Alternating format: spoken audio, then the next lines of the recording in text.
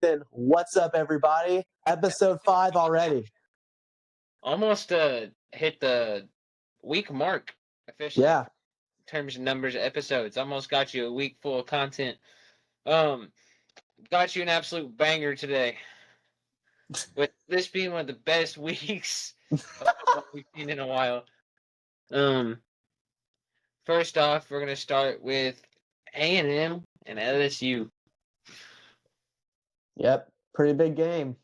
Especially for your Aggies. Yep. Yeah, both teams come in. I believe both teams are 6-1. A&M's 4-0 in conference play. I believe LSU's 3-0 in conference play. They're the only two teams right now who are undefeated in conference play in the SEC. So it's basically a 1 versus 2 showdown in that conference. Yeah. Keys for the game, I think the run game's going to be exceptional for the Aggies to win. Yeah. The Yeah, I think they have to be very balanced. Has to be a central point of y'all's offense. In order for y'all to win. And y'all's defense has been playing well. Okay. Anywho, yeah, so A&M and LSU, both teams are 6-1. Both teams are undefeated in conference play so far. So it's going to be a pretty big game. It's going to be in Kyle Field, College Station, Texas at 6:30. One of the best home field advantages you can get. 100,000 screaming fans. Yep. Home with the 12th man. Yep. Keys for LSU is Garrett Nussmeier's right. Be on top of his game. Yeah. Him and Lacey, that connection is gonna have to be on point.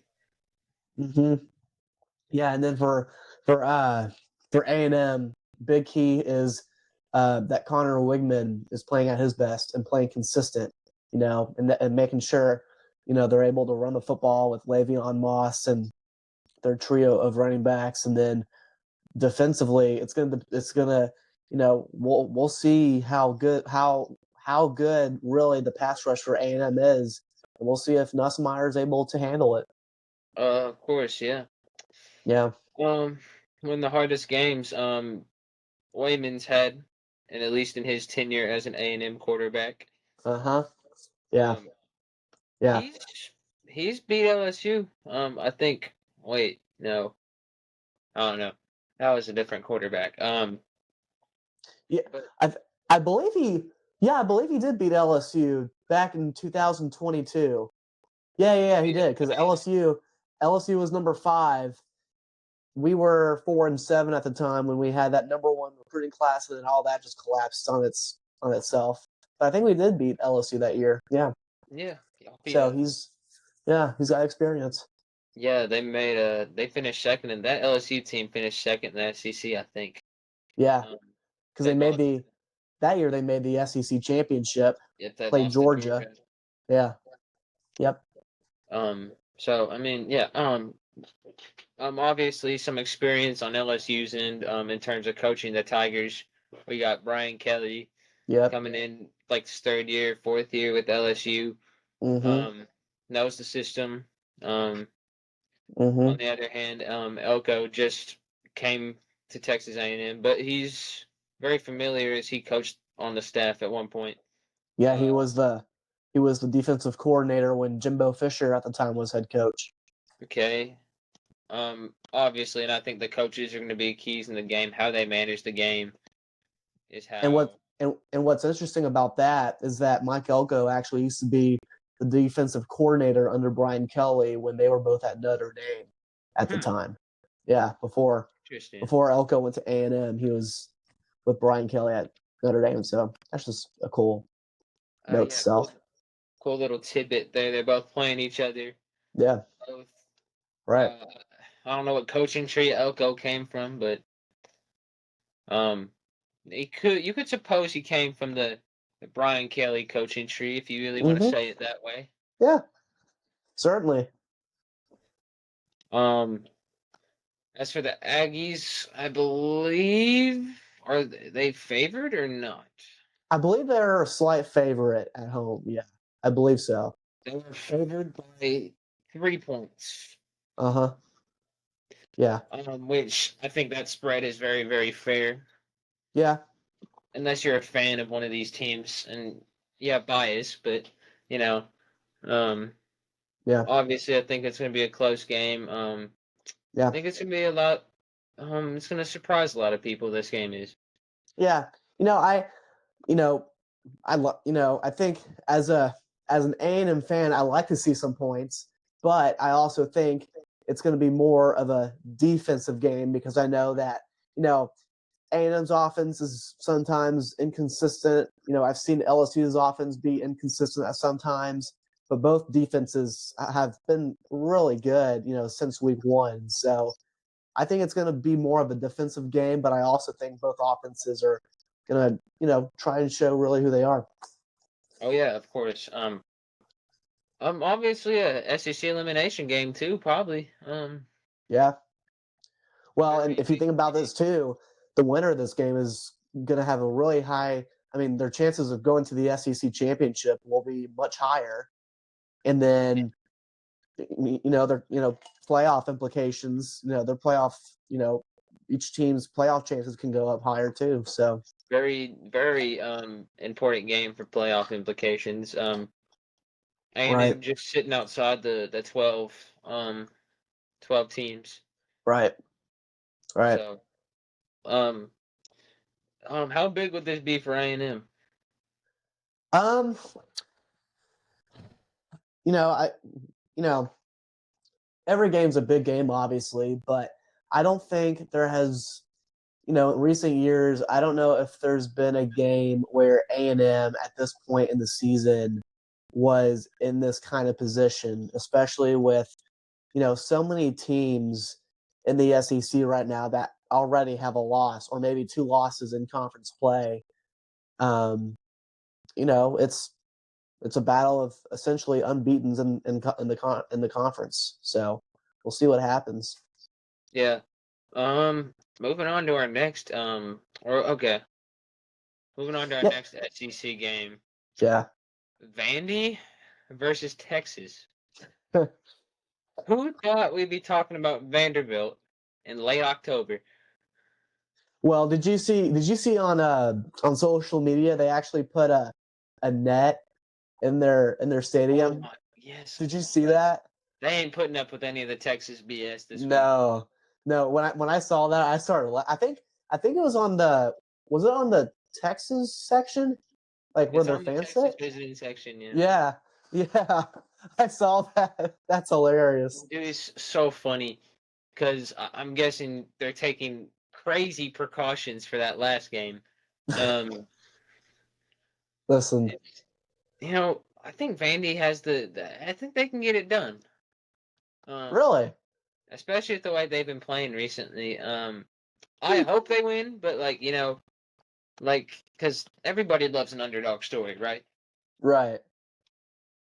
Um, their Right. quarterback, a huge underdog. Yeah. Didn't have unoffered out of high school, went JUCO, walked on to a JUCO college, played well at the JUCO, went to New Mexico, Mexico State, played there for 2 years, Yeah. and then transferred out to Vandy. And man, has he done his thing? Hey, all he's done so far is beat number one Alabama at the time, and he's got Vanderbilt essentially kind of rolling right now. And You know, boy, if they beat number five Texas, who knows what could happen? could we see Vandy in the playoffs? I don't know if I'd go that far, but you know, I mean, it's possible. hey, anything. Hey, we've seen crazier stuff this year in college football, so I mean, anything's possible. this is obviously a must-win for Texas. Yes, this is, and I think this is a kind of get back game for them because the way they kind of got pounded in the mouth against Georgia at home, I think they kind of need to get their lick back, and Sort so of I think caught them by surprise. it's going to be a determination game for them, because what if Texas loses to Vanderbilt, they'll be 6-2, and they'll already have two losses in conference play. Nobody was expecting that in preseason. Nobody. No. Um, Texas very dominant within their first half of the schedule. Yeah. But something we don't expect. Vandy is a huge underdog. Um, Texas is almost favored to win by 19 points. Ooh. Man, Huh. I still think they can get it done. Yeah. I agree. I think they can get it done. But I certainly think Vandy is going to put up a really good fight, and I think it's going to be a fourth quarter game for sure. Yeah, very close. I obviously think Texas is too good to lose back-to-back games. Their coaching's too good. Yeah. Talent's too good. Yeah. I see Texas winning by 10 points, 14 points maybe. Mm-hmm. Well, going back to the LSU game and A&M game. Sorry, I got A&M winning that game. Of course you do. At home. Hey, I'm not being biased. I'm talking truth. No offense, LSU fans, but I think Elko gets it done in Aggieland. So I'm taking the upset to knock off at number 8 LSU. I don't know who I would take honestly in that situation, because it's an impossible decision for me. There's been so many close finishes between them. I mean, if I'm looking at quarterback play, I want to go with LSU. But if I'm looking at overall just better team, I think Texas A&M gets it done for me. All right. And just speaking more on this Vandy Texas game. Yeah. I wonder how big of a game it is. I mean, it's a big game for both teams, obviously. Yeah. This would be program changing for Vandy if they can get it done. So for this one, man, you know,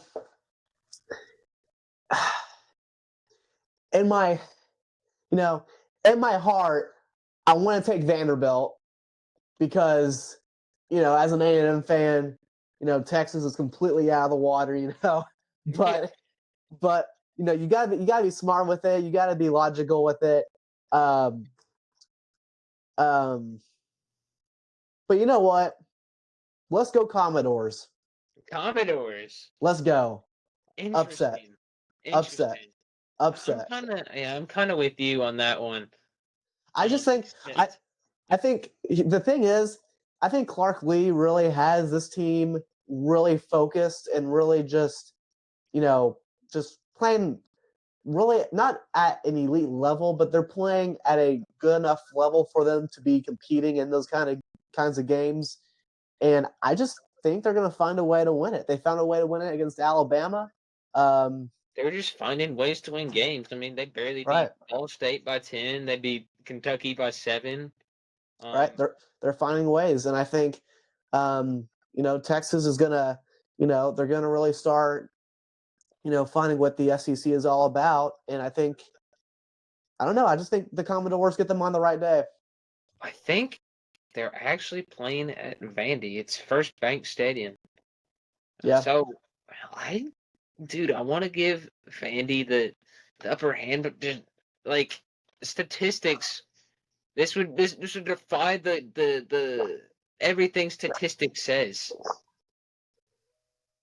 Texas #1 defense. Texas one of the best quarterbacks in the country. Texas this. Texas that. Right. Vandy has a lot of heart. Lots of underdogs playing on those teams. But I'm not taking Cinderella. Cinderella's not going to the ball on Saturday. I got Texas winning by 14. Understandable. I'm not gonna again, logic thinking, I think Texas, Texas, but let's go Commodores. Yeah. Let's go.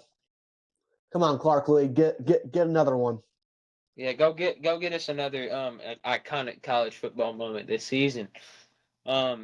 And this time there won't be any beer or water bottles thrown on the field. Otherwise, there'll be major issues. All right. Okay. So now, Alabama and Missouri. Yeah. Well, I tell you what, I bet Kalen DeBoer, the Alabama head coach, I bet he's taking a lot of heat, from this week, losing on the road at Tennessee. I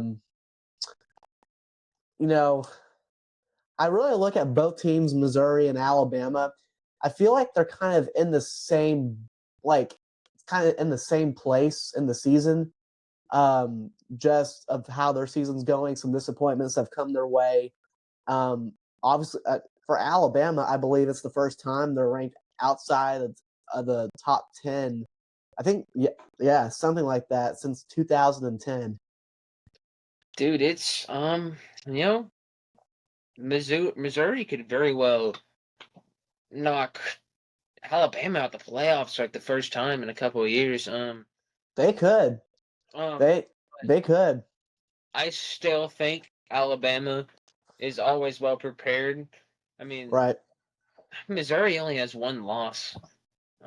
Believe it or not, which is crazy. I think they had more with the thrashing against Oklahoma, with the thrashing against Texas A&M, but right. Obviously an important showdown in SEC play. I don't know if there's quite playoff implications for this game, but I would say for Alabama, if they want to be in the playoffs, if they want to have a chance, this is a must-win game. If they lose this game and they're 5-3 and have a losing record in the SEC, they'll have a very hard time getting in, I think. Yeah, but you saw that last year. They got in, they snuck in, they beat Georgia in the SEC championship. I mean, man, that the SEC bias is there everywhere. Yeah. Just like, I don't know what happened to Luther Burden this year. He's sort of just been really quiet. Yeah. Right. Don't know what's happened to him. To be honest, he's supposed to be their best receiver, and he's sort of been absent. He's not their leading receiver like you would expect. He's just, he's not there. And and Brady Cook, not that he hasn't met expectations, but I don't think I think Missouri fans expected a little bit more out of him this season, I mean, yeah. To be fair, Luther Burden does have a decent stat line through these games, with 447 and 4 touchdowns, but he's not the leading receiver in terms of yards. That go to Theo Weiss. Right.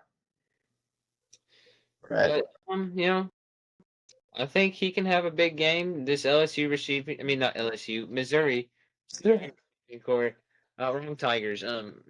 This Missouri receiving core, is obviously pretty good. The offense has been pretty good as of late. Their running game not quite the same without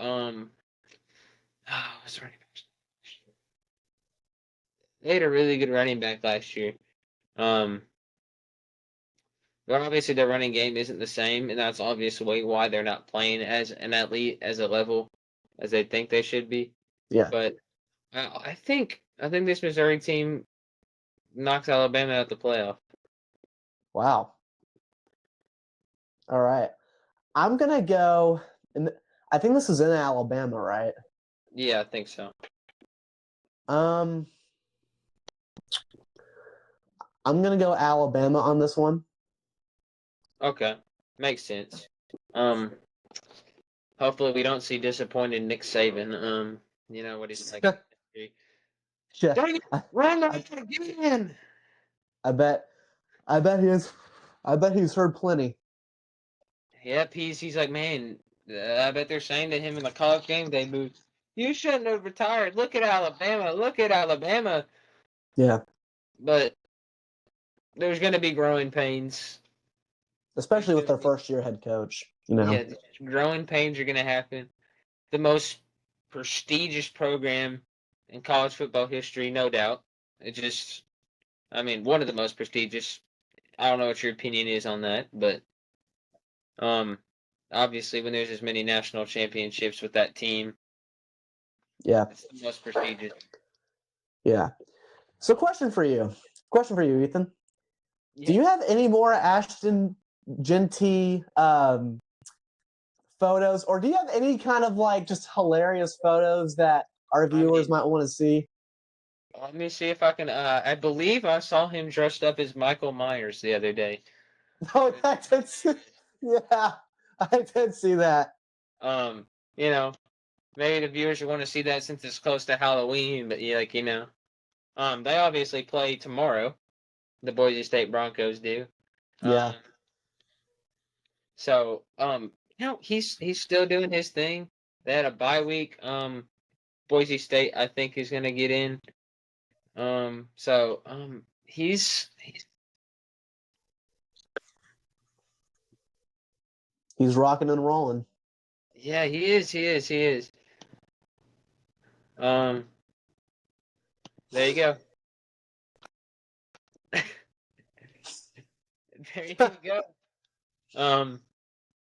Obviously, this is with popular YouTube creator Destroying. He dressed up as Michael Myers. So that was certainly interesting to say the least. But he's just sort of embracing this persona. No.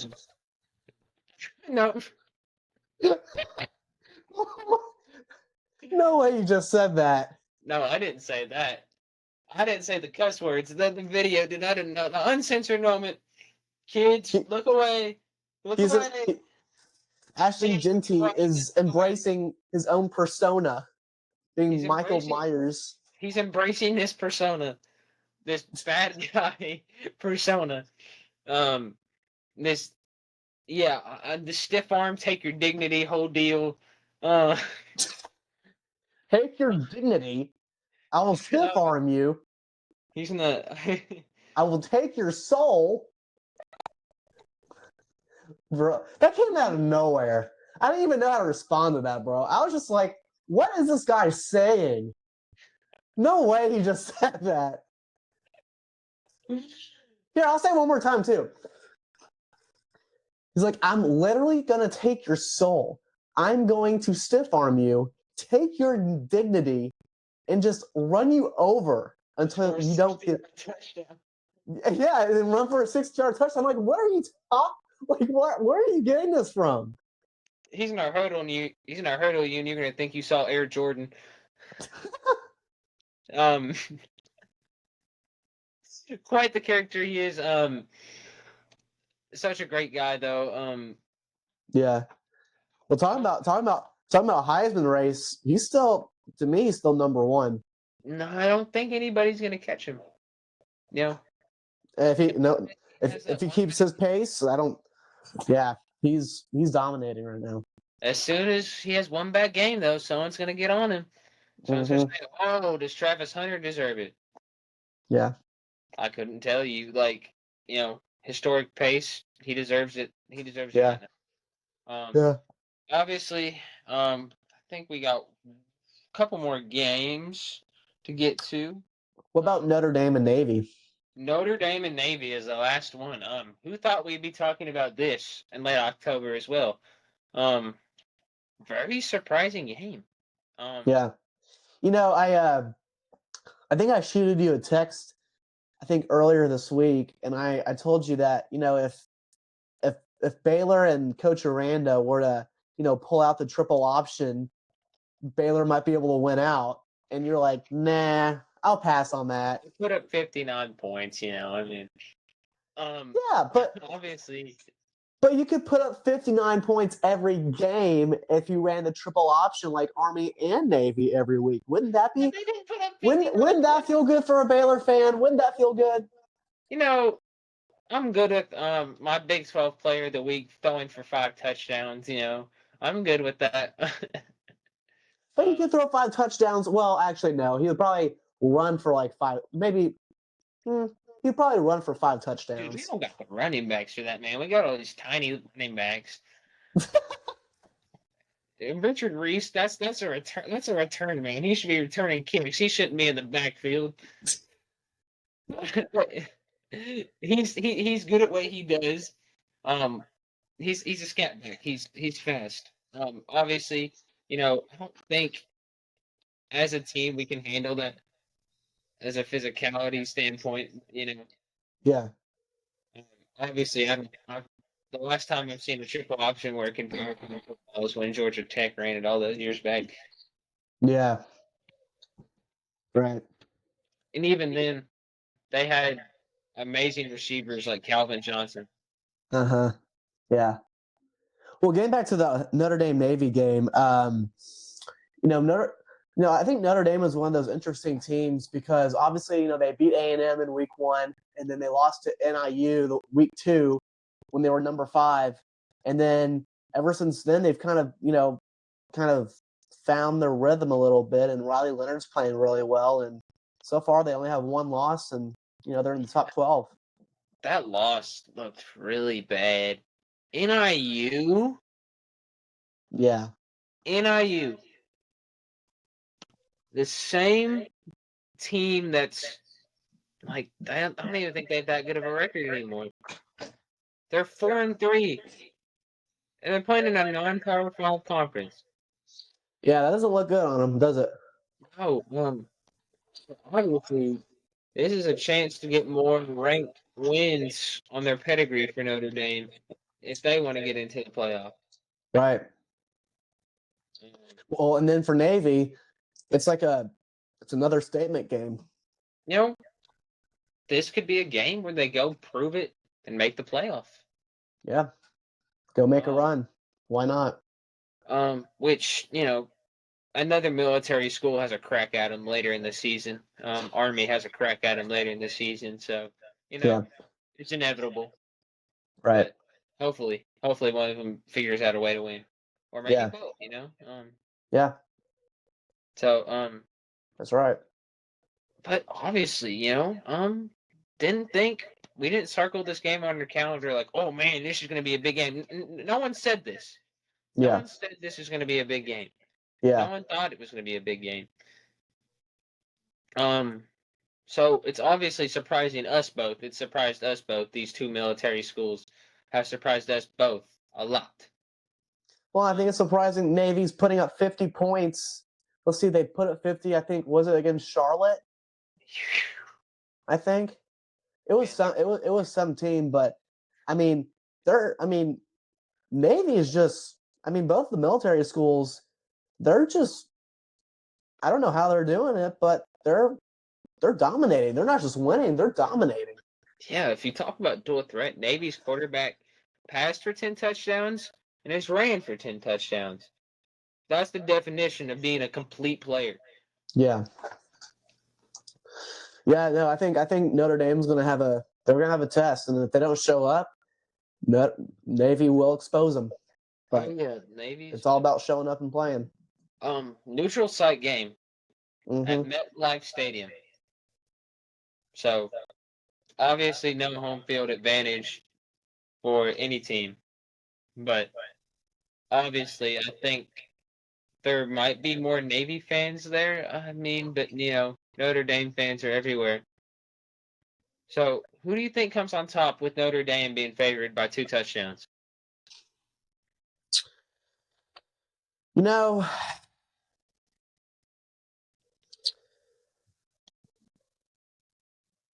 This one, Notre Dame, they have one loss on the year to NIU, looked really bad on their resume. One loss team. Riley Leonard's playing better. I think Marcus Freeman is getting his team really more confidence. But then on the other side, well, and don't forget, Notre Dame has a really good defense too. But don't forget, there's a reason why Navy's undefeated to this point, right? There's a reason why. They've been blowing people out of the park. They haven't been giving people any hope. So give me the Big Blue in Navy to upset Notre Dame. I'm going all upsets right now. All upsets, man. Give me Navy to beat Notre Dame. Black this weekend, are we? Dude, Navy, I think, is going to make it a really close game. Like, they are going to through the clock. They are going to kill time of possession because of that triple option. I think it's very close. I think Navy can expose weaknesses and think it's going to be that low scoring NIU game that we saw. I think the midshipmen pulled out field goal last second. Wow, so upset. Yeah. All right. Let's go. So yeah, upsets this week. Obviously, if we're right, take it for face value. But take it for me. But, we'll take it for face value. Yep, we'll take it. If you trust us to be like placing on your parlay, like I'm not your parlay prince. Like chill out. Hey, if anything happens, just pretend like we didn't say anything. We didn't say anything. We don't have a genie ball. We don't rub it and it doesn't tell us the future. We don't have a big crystal ball, guys. I mean, this isn't Back to the Future. We can't go and look at scores in the future. I might have a crystal ball. You never know. No, I'm playing. Obviously a big storyline out of college football today. Grayson McCall medically retires from football. Mm-hmm. Yeah. What do you think about that? Well, I mean, considering seeing the big hit that he had in this past week against Syracuse, I think when it comes to those kinds of decisions, I think it's really important for the player to understand, does he want, how is your injury going to affect you long term? Because you don't want to be, struggling with, stupid injuries for, the rest of your life, even though that's sometimes the case. You don't want to be, if you feel like that, you don't want to be dealing with that. Well, no. That I think it was like NC State played California last week. So NC State's been a decent football team this year. They've been horrible, but Grayson McCall had a sensational career at Coastal Carolina. Played great. It's just sad. It's just sad to see this great of a talent retire. Someone with NFL aspirations. Yeah. Fiddle out because of injuries. So I mean, if you want to compare players, I mean, I think Tua is one that could consider retirement, but it's his personal choice to keep going. And I wish all the best for the people that have to deal with these head injuries, but going forward, there's got to be something done with these concussions because right out of hand. Right. Yeah. Well, it's all part of the game of football too. You never know what's going to happen. Yeah. It's a beautiful sport, but it's an ugly sport at the same time. Obviously, I wish all the best for Grayson McCall. I'm praying for the guy. Let's just hope he has a nice retirement. Who knows? He could be a coach one day, be very successful. That's the bottom line. Yeah. It just gets to a point where you can't play anymore. It happens. Yep. Well, I think that about wraps it up for this week. Yeah, I think that wraps up for this week. We'll see y'all next week. All right. See you later.